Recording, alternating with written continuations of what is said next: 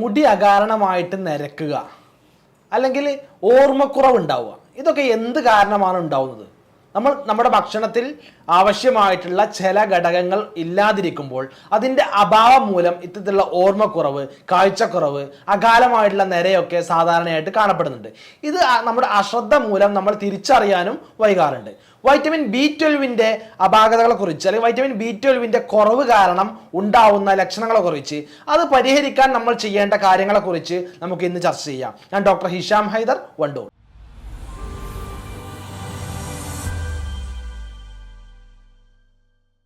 Vitamin B12 എന്ന് പറയുന്നത് വളരെ പ്രധാനപ്പെട്ട ഒരു വൈറ്റമിനാണ്. നമ്മുടെ ശരീരത്തിലെ ഒരുപാട് കാര്യങ്ങൾ നിയന്ത്രിക്കുന്ന, നമ്മുടെ ശരീരത്തിൽ ഒരുപാട് പ്രശ്നങ്ങൾക്ക് കാരണമാകുന്ന, അല്ലെങ്കിൽ അതിൻ്റെ അളവ് കുറഞ്ഞാൽ ഒരുപാട് ലക്ഷണങ്ങൾ കാണപ്പെടുന്ന ഒരു വൈറ്റമിനാണ് വൈറ്റമിൻ B12 എന്ന് പറയുന്നത്. നമുക്കറിയാം വൈറ്റമിൻ ബി എന്ന് പറയുന്നത് വൈറ്റമിൻ B1 മുതൽ B12 വരെയുള്ള ഒരുപാട് വൈറ്റമിൻ ഘടകങ്ങളുണ്ട്.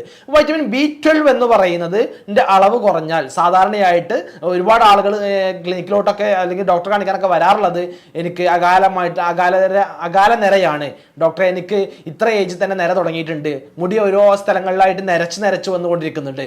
ആ സമയത്ത് ഇത് ടെസ്റ്റ് ചെയ്യുമ്പോഴാണ് വൈറ്റമിൻ B12 കുറവുണ്ട്.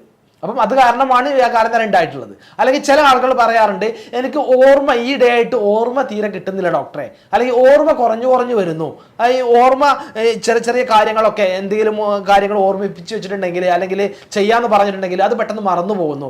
അങ്ങനെ അധികം ഏജ് ആവാതെ തന്നെ ഓർമ്മശക്തി നഷ്ടപ്പെടുന്നുണ്ടോ എന്നുള്ള സംശയം, അത് വൈറ്റമിൻ B12 കാരണം വരാറുണ്ട്. അതുപോലെ തന്നെയാണ് കേൾവി കുറവുണ്ടാവുക, അല്ലെങ്കിൽ കാഴ്ചക്കുറവുണ്ടാവുക. കാഴ്ചക്കൊക്കെ ഇടയ്ക്കൊരു മങ്ങൽ അനുഭവപ്പെടുക. വളരെ പ്രായമായിട്ടുള്ള ആളുകളുടെ കാര്യമല്ല, സാധാരണക്കാരായിട്ടുള്ള ആളുകൾക്ക് കേൾവിയിൽ കുറവുണ്ടാവുക, കാഴ്ചയിൽ കുറവുണ്ടാവുക.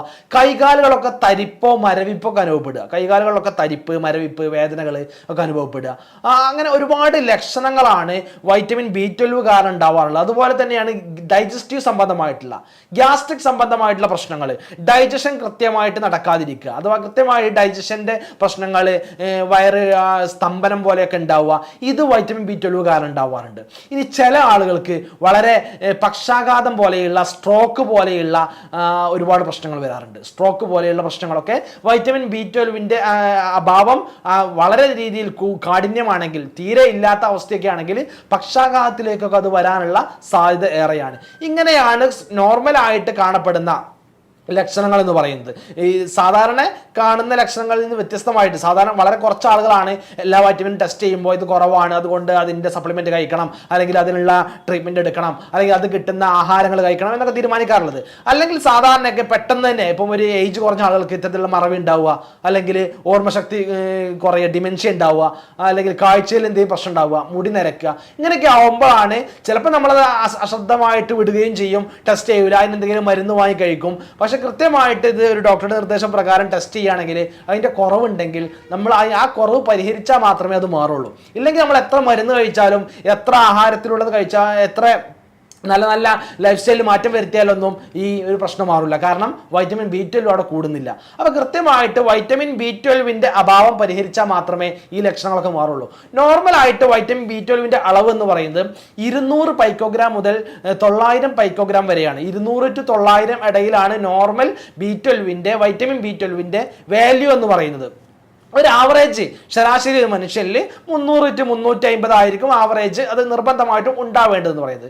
200 കുറവാണോ ഇത്തരത്തിലുള്ള ലക്ഷണങ്ങൾ നമ്മളിൽ ഉണ്ടാവും, അല്ലെങ്കിൽ 200 കുറവാണോ നമ്മൾ അതിന് കൃത്യമായിട്ടുള്ള ചികിത്സ, അത് കൃത്യമായിട്ട് കൂടുന്ന രീതിയിലുള്ള ആഹാരങ്ങൾ കഴിക്കേണ്ടത് നിർബന്ധമാണ്. കൃത്യമായിട്ട് വൈറ്റമിൻ B12 ടെസ്റ്റ് ചെയ്യാൻ വേണ്ടിയിട്ട് ഒരു 600 മുതൽ 800 രൂപ ചാർജ് വരെയാണ് ലബോറട്ടറി ടെസ്റ്റ് ആയിട്ട് അതിൻ്റെ ചാർജായിട്ട് വരാറുള്ളത്. ഇനി കൃത്യമായിട്ട് ഈ വൈറ്റമിൻ B12 എങ്ങനെ നമുക്ക് പരിഹരിക്കാം, അല്ലെങ്കിൽ ഇത് പരിഹരിക്കണം എന്നുണ്ടെങ്കിൽ ആദ്യം ഇതിന് എന്തൊക്കെ കാരണങ്ങൾ കൊണ്ടാണ് ഉണ്ടാവുക എന്ന് അറിയണം. ഒരുപാട് കാരണങ്ങൾ കൊണ്ട് ഇത് ഉണ്ടാവാറുണ്ട്. ഒന്ന്, ഇതിൻ്റെ അബ്സോർപ്ഷൻ്റെ പ്രശ്നം, അഥവാ വൈറ്റമിൻ B12 ആഹാരങ്ങൾ ഒരുപാട് നമ്മൾ കഴിക്കുന്നുണ്ട്, പക്ഷെ ഇത് കൃത്യമായിട്ട് നമ്മുടെ ശരീരത്തിലേക്ക് ആഗിരണം ചെയ്ത് എടുക്കപ്പെടുന്നില്ല. കൃത്യമായിട്ട് ശരീരത്തിലേക്ക് കഴിക്കുന്ന ആഹാരമൊക്കെ ദഹിച്ചു കൊണ്ട് പോകുന്നു, പക്ഷെ ആ വൈറ്റമിനെ ആഗിരണം ചെയ്ത് എടുക്കേണ്ടത് ചെറുകുടലിൽ വെച്ചാണ്. ആ ചെറുകുടലിന് എന്തെങ്കിലും പ്രശ്നങ്ങൾ ഉണ്ടാകുമ്പോൾ, നേരത്തെ പറഞ്ഞു ഡൈജസ്റ്റീവ് പ്രശ്നങ്ങളൊക്കെ, അങ്ങനെ ചെറുകുടലിന് എന്തെങ്കിലും പ്രശ്നങ്ങൾ ഉണ്ടാകുമ്പോൾ, അബ്സോർപ്ഷൻ ചെയ്യാനുള്ള കപ്പാസിറ്റി കുറയുമ്പോൾ ഈ വൈറ്റമിൻ B12 അഭാവം ഉണ്ടാവുന്നു. പാൻക്രിയാസ് പോലെയുള്ള എന്തെങ്കിലും ഓർഗൻസിന്, പാൻക്രിയാറ്റിക് സംബന്ധമായിട്ടുള്ള അസുഖങ്ങൾ ഉണ്ടാകുമ്പോൾ, പാൻക്രിയാറ്റിക് സംബന്ധമായിട്ടുള്ള എന്തെങ്കിലും ഡിസീസ് ഉള്ള ആളുകൾക്ക് ഇതിലുള്ള വൈറ്റമിൻ B12 അഭാവങ്ങൾ കാണപ്പെടുന്നു. അതുപോലെ തന്നെ മെറ്റ്ഫോമിൻ പോലെയുള്ള മരുന്നുകൾ സ്ഥിരമായിട്ട് കഴിക്കുന്ന ആളുകളുണ്ടാവും. മെറ്റ്ഫോമിൻ പോലെയുള്ള സ്ഥിരമായിട്ട് മരുന്ന് കഴിക്കുന്ന ആളുകൾക്ക്, അത് കൃത്യമായിട്ട് കഴിക്കുന്ന ആളുകൾക്ക് വൈറ്റമിൻ B12 അഭാവങ്ങൾ കാണപ്പെടാറുണ്ട്. ഇനി ചില ആളുകളുണ്ടാവും ഡോക്ടറുടെ നിർദ്ദേശമില്ലാതെ ഈ മെറ്റ്ഫോമിൻ ആണെങ്കിലും അല്ലെങ്കിൽ ഗ്യാസ്ട്രിക് സംബന്ധമായിട്ട് അസുഖങ്ങൾക്ക് മരുന്നുകൾ കഴിച്ചുകൊണ്ടേയിരിക്കും. ഗ്യാസ്ട്രിക് സംബന്ധമായിട്ടുള്ള പാൻറ്റോപ്പ് ആണെങ്കിലും ഏത് മരുന്നുകളാണെങ്കിലും ഗ്യാസ്ട്രിക്കിന്റെ മരുന്നുകൾ ഒരുപാട് നിരന്തരമായിട്ട് ഡോക്ടറുടെ നിർദ്ദേശമില്ലാതെ സ്വയം വാങ്ങി കഴിക്കുകയാണെങ്കിൽ അത് ഇത്തരത്തിലുള്ള വൈറ്റമിൻ B12 ഇൻസഫിഷ്യൻസി അല്ലെങ്കിൽ കൃത്യമായിട്ട് അളവിൽ ഇല്ലാത്ത അവസ്ഥയിലേക്ക് മാറപ്പെടാറുണ്ട്. അനാവശ്യമായിട്ട് മരുന്ന് കഴിക്കുന്നത് ഒഴിവാക്കുക. കൃത്യമായ ഡോക്ടറുടെ നിർദ്ദേശപ്രകാരം ലിമിറ്റ് ചെയ്തിട്ടുള്ള അളവിൽ മാത്രം കഴിക്കുക.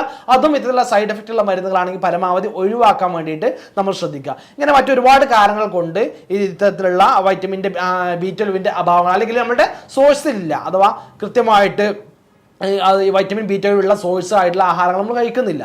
അങ്ങനെ കൃത്യമായിട്ട് നമ്മളുടെ ഉള്ളിലോട്ട് അത്തരത്തിലുള്ള വൈറ്റമിൻ B12 എത്താതിരിക്കുമ്പോഴും ഇതിൻ്റെ പ്രശ്നങ്ങൾ ഉണ്ടാവാറുണ്ട്. പിന്നെ കൂടുതലായിട്ട് കാണപ്പെടുന്നത് വെജിറ്റേറിയൻസിലാണ് വൈറ്റമിൻ B12 അളവ് കൂടുതലായിട്ട് കാണപ്പെടുന്നത്. കാരണം വെജിറ്റേറിയൻസിൽ അവർ B12 സോഴ്സ് എന്ന് പറയുന്നത് നോൺ വെജ് ആണ്. നോൺ വെജ് ആയിട്ടുള്ള ആഹാരങ്ങളിലാണ്, നോൺ വെജ് പദാർത്ഥങ്ങളിലാണ് വൈറ്റമിൻ B12 കൂടുതലായിട്ട് കാണപ്പെടുന്നത്. നോർമലി വെജിറ്റേറിയൻസ് നോൺ വെജ് ഒന്നും കഴിക്കുന്നില്ല. അപ്പോൾ അവരിൽ നോർമലി ഇത്തരത്തിലുള്ള പ്രയാസങ്ങൾ, ലക്ഷണങ്ങൾ കാണപ്പെടാറുണ്ട്. വൈറ്റമിൻ B12 അളവ് കുറഞ്ഞ് കാണപ്പെടാറുണ്ട്.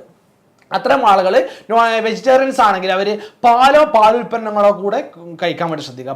പാലുൽപ്പന്നങ്ങൾ, ബട്ടർ, അതുപോലെ തന്നെ പനീർ, ചീസ് ഇങ്ങനെയുള്ള കൂടുതലായിട്ട് കഴിക്കുക. അതിൽ ഇതിൽ വൈറ്റമിൻ B12 ഉണ്ട്. അത് അത്തരം വെജിറ്റേറിയൻ ഐറ്റംസ് കഴിക്കുന്ന ആളുകൾക്ക് ഇത് കഴിച്ചാൽ വളരെ ഗുണം കിട്ടും. ഇനി പ്യുവർ വെജിറ്റേറിയൻ ആണ്, പാല് പോലും കഴിക്കാത്ത ആളുകളാണെങ്കിൽ അവർക്ക് ഇതിൻ്റെ സപ്ലിമെൻ്റ് ആയിട്ട് തന്നെ കഴിക്കേണ്ടി വരും. മറ്റ് ആഹാരങ്ങളിലൊന്നും അവർക്ക് കിട്ടാൻ പോകുന്നില്ല.